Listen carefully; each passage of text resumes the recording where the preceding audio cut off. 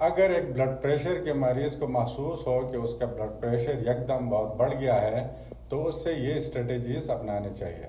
Number 1، اسے ایک سکون والی جگہ میں لیٹنا چاہیے، ایسی جگہ جس میں سکون ہو، شور نہ ہو، اور اگر تھوڑا لائٹ ڈم ہو تو بہتر ہے، ایسی جگہ میں اسے آرام کرنا چاہیے۔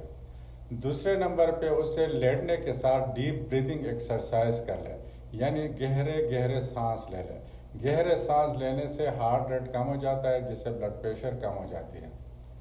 تیسرے، اسے جو ٹینشن ہے، عام طور پر ٹینشن اور پریشانی سے بلڈ پریشر شوٹ اپ کرتا ہے، تو اسے ٹینشن کم کرنا چاہیے، ریلیکس ہونا چاہیے۔ ریلیکس ہونے کے لیے ایک تو وہ اپنے مختلف مسلز کو اسٹریچ کرے، یعنی فٹس، لیگ، تھائی، ایبڈمن، نیک، لوور اپر آرم کے مسل کو اسٹریچ کریں۔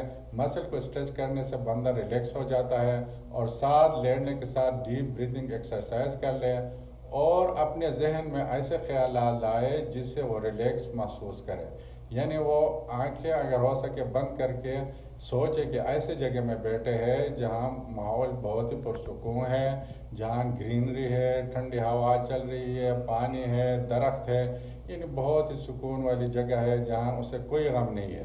تو یہ سوچ لانے سے بندہ ریلیکس ہو جاتا ہے، اور ساتھ بلڈ پریشر بھی کم ہو جاتا ہے۔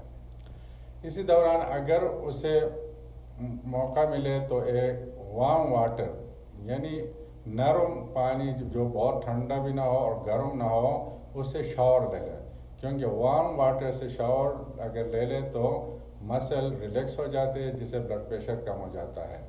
یہ اسٹریٹجیز اگر ایک بندے کا بلڈ پریشر یکدم شوٹ کرے، اگر یہ کر لے تو بلڈ پریشر ایک حد تک کم ہو جاتا ہے۔ پھر مزید بلڈ پریشر کی علاج کے لیے اپنے ڈاکٹر سے رجوع کریں۔ Thank you.